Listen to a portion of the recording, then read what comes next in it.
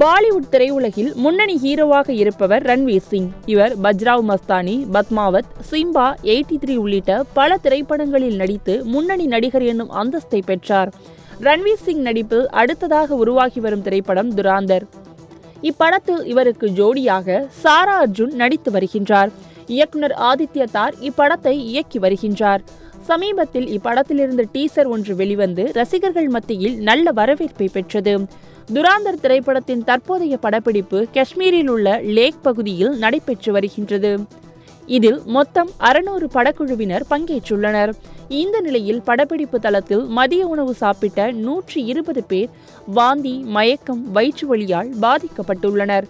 அவர்களை உடனடியாக மருத்துவமனைக்கு அழைத்துச் சென்ற நிலையில் அவருக்கு ஃபுட் பாய்சன் ஆகியுள்ளது தெரிய வந்துள்ளது. உணவு சாம்பிள் ஆய்வுக்கு அனுப்பப்பட்டுள்ளது என தகவல் வெளியாகியுள்ளது.